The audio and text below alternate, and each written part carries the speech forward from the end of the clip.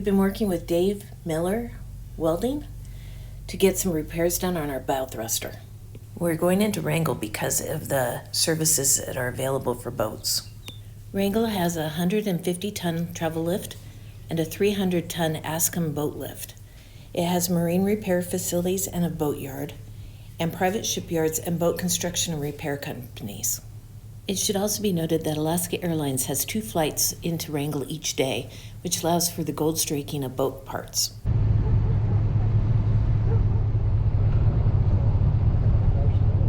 Wrangell has several harbors. There's the Reliance Transient Float, and the downtown harbor basin also includes the Inner Harbor, Standard Oil, and Fish and Game floats. However, we've always docked at the Heritage Harbor, which is a deep draft harbor located less than a mile south of the downtown area. Here is the entrance to the Heritage Harbor, and here are the 2 transient floats. There is another harbor. It's called Shoemaker Bay, but it's 5 miles south of town.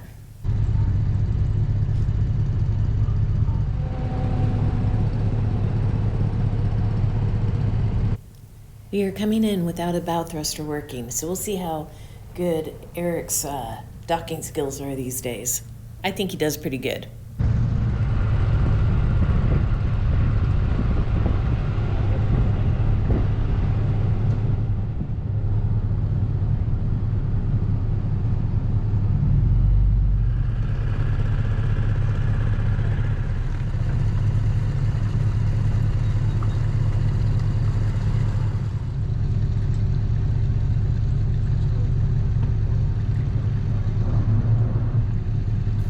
That would be the stern thruster.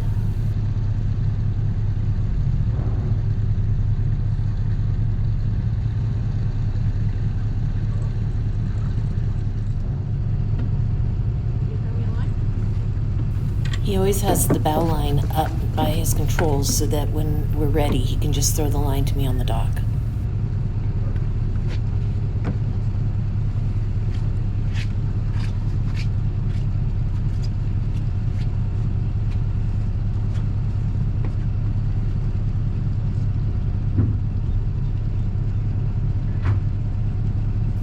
I had to use a little bit of brute force, but not much. Check out some of these massive fishing boats.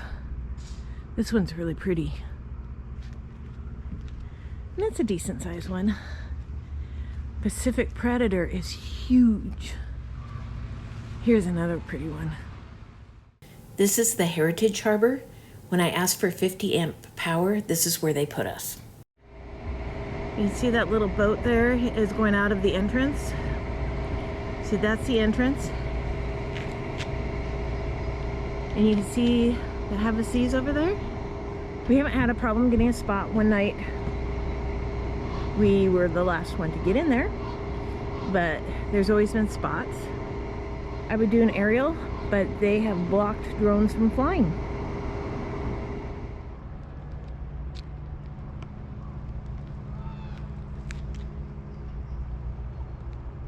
Another Nordhavn over there, tucked away, Serenity. Yes. Here we'll replace both of them? Yes. We are replacing the props for the forward bow thruster. We were going to haul out, but we found out that this diver can just do it.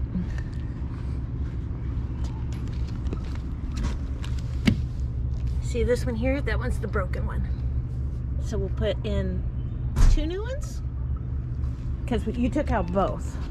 There's one that's still down there. Okay. Just took out the broken one. He still had the one. Now we'll replace both of them brand new. Okay. We've made it back to Wrangell. We have had parts ordered to fix the bow thruster. Spent some time down in the engine room replacing the cooling, saltwater cooling hoses for the generator and the engine mounts on the generator. The biggest project, though, is getting the bow thruster working again. In early April, we went into Campbell River and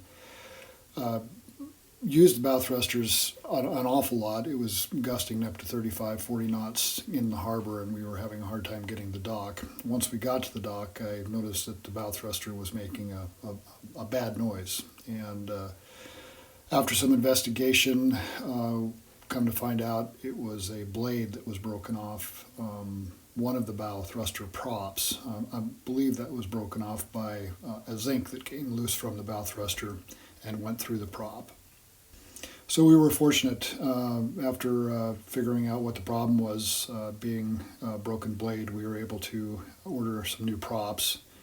And instead of being hauled out, we called a diver, Jimmy Nelson Diving in Wrangell, to have him come down and dive on the boat and take the old props off and put the new ones on. Diving in Wrangell, as I understand, it's a little different than other places. The water is very murky and tough to see because of the silt that comes out of the Stikine River that's just a little ways away from Wrangell. And then also in this spot, actually much of the area in this harbor is very deep. Where the boat is located now, there's 50 feet below the keel. So you don't want to drop anything, otherwise you're not going to find it again. The what? You want to put Loctite on the tab? Yeah, I've got on this, yeah. Oh, okay. Yep, not on this, with the nylock is fine. There you go.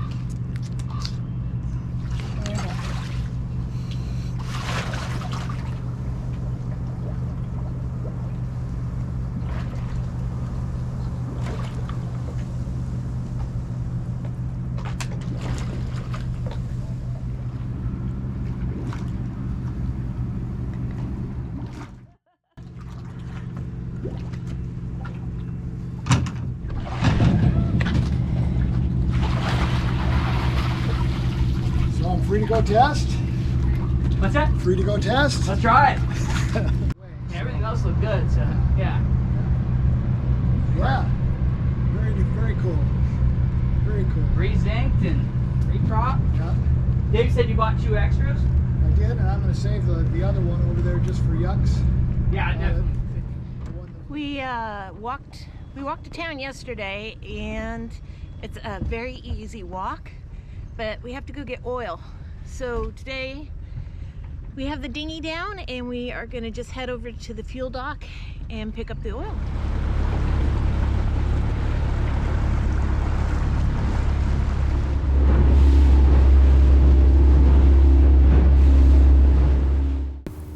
Our dinghy ride is from the Heritage Harbor right over here to downtown.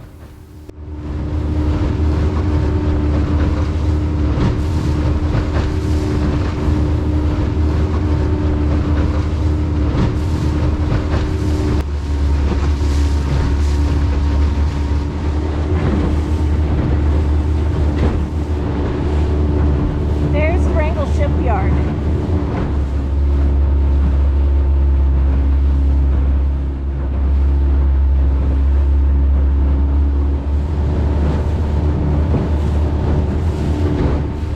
We are not going to the fuel dock. We're going to Napa, which is right at the top of this dock. When you don't have a car or a bike or any other source of transportation other than boat or feet, the boat gets used a lot more.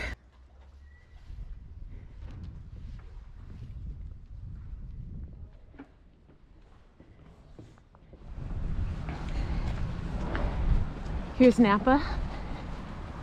Just right up from the dock. So what was that number? I might have some. We have all kinds of stuff. Cleaning stuff.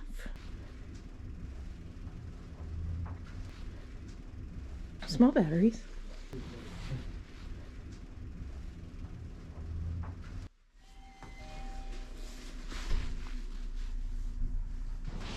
Light bulbs. Wire. We didn't have any extra oil on the boat, so we went downtown to the local Napa store and picked up 9 gallons of 15W40 for the main engine. And both Napa and the other 2 hardware stores in town are amply stocked. If they don't have it, they can get it for you in a relative hurry just by ordering it. Some stuff may have to come by the ferry. But usually within a week they can have stuff for you if they don't have it on the shelf. Happy? Yeah. Didn't know we could find any of this around here. Yep. Found that since last summer in southeast Alaska, it's been difficult to find 15W40. In fact, they didn't have them in 5-gallon pails, just in the gallon pails.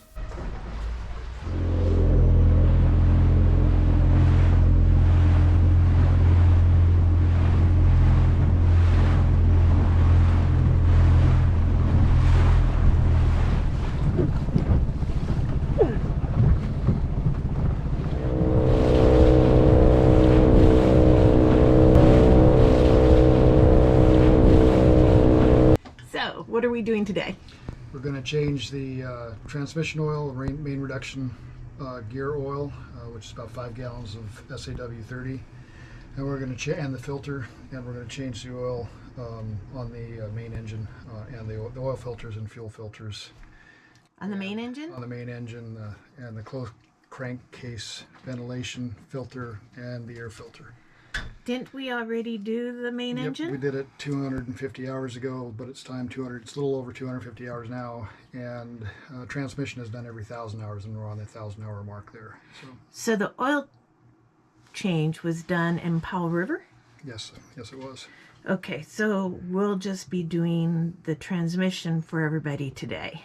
Okay, So they don't have to sit through the... it's fine with me. Yeah, Okay, so which one are you doing first? I'm going to do actually the transmission first. Where is the transmission? It's right here. It's also called a reduction gear. It's this unit that's on the end of the bolted to the end of the engine. That thing? Yes. So you're ready? Yep, I've been upstairs. I've turned on my pump. I've got fortunately the main transmission is also hooked up to a change pump, so all I got to do is flip some switches and some levers. One of which is right down here. The oil can flow through it, and I'm going to pull this out of there so that any suction or it won't impede or cause a suction to not allow the oil to drain. I've run the transmission for run the motor for 8 minutes, warmed the transmission up to about 90 degrees, and so just like your engine, you want to have the oil a little bit warmer so you can get it out. What I'm going to do here first is I'm going to put a gallon in this gallon container.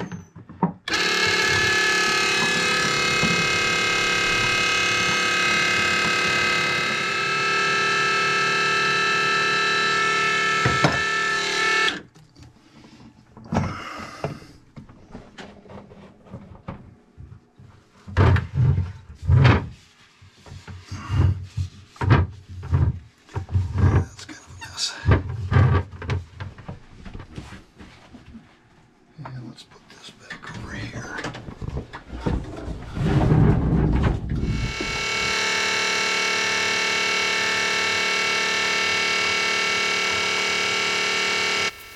So we'll just get the hose pump put away so it doesn't make a mess, and then move over and start working on the filter.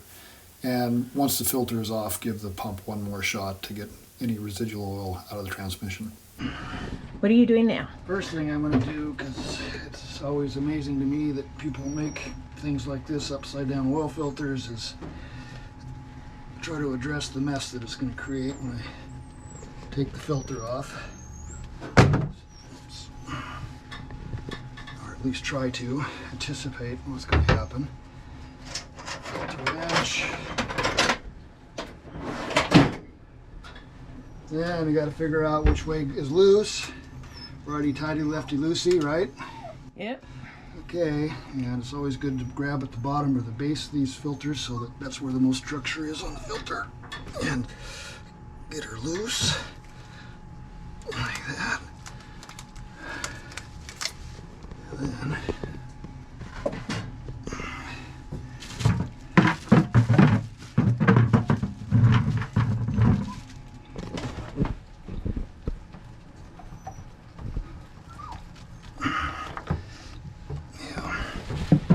didn't get all of it, but yes.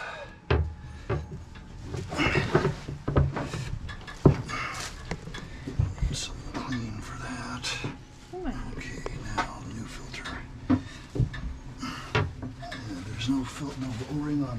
After getting the old filter off, got out the new filter, confirmed the locations of O-rings and where I needed to put oil on the various seals in order to make sure that the filter would seal properly and we wouldn't have any leaks once it got installed. Put on that.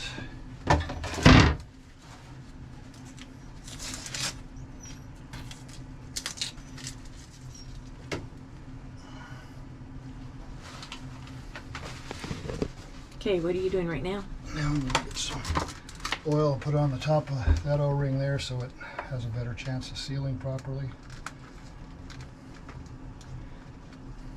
Or sealing better, probably won't seal anything. There. Make a mess. Like.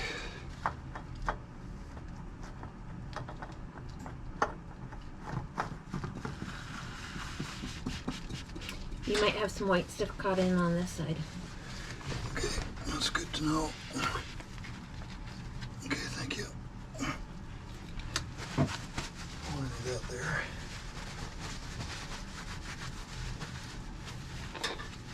And get this about hand tight, and then we'll go just a little bit more with the wrench just for yucks.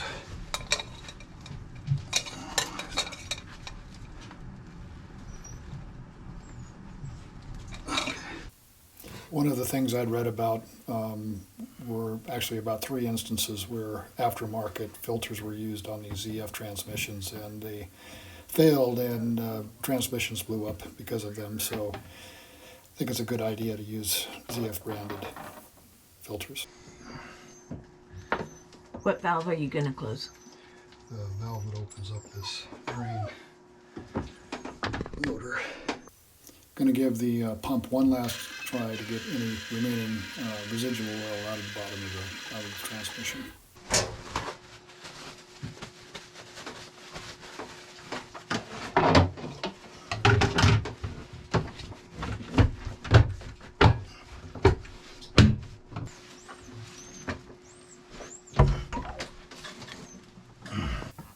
That's the valve that opens up the drain at the bottom of the transmission that you need to have open in order to use the pump to suck the oil out. And here we're going to start adding a little over 4.5 gallons of oil, 30 weight Dello 430 weight oil to the transmission.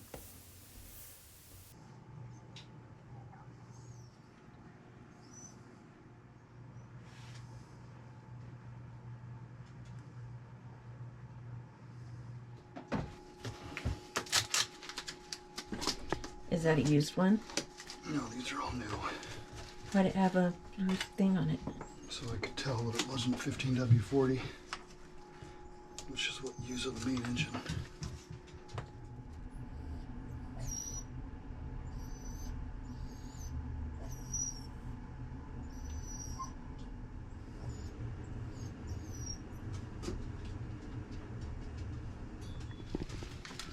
We're supposed to test this after we run the engine for a bit, but it's looking pretty full right there, so we're going to run it for a while. Okay, so we just ran the engine for 2 minutes?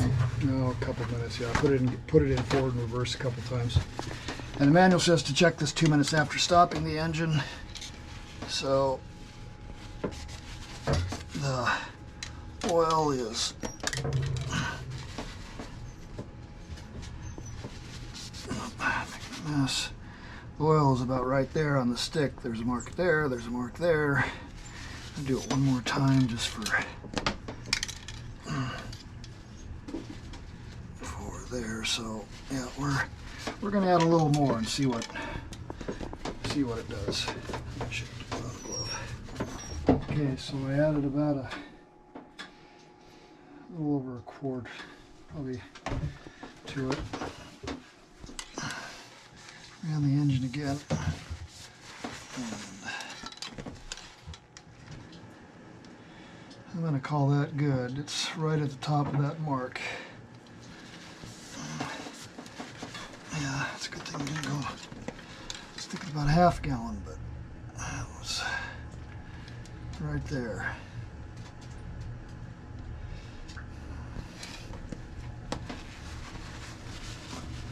So you're all done with the transmission oil? Yes, I'm all done with transmission oil. And it's in how many more hours? Another 1,000 hour. Actually, I'm not done yet. I got a grease circuit. I got to put some grease into, but another 1,000 hours, and it'll be ready for another oil change. Repairs check, maintenance check. Now we get to head to Juneau for the 4th of July. Check out our next episode. Havaseas you next time.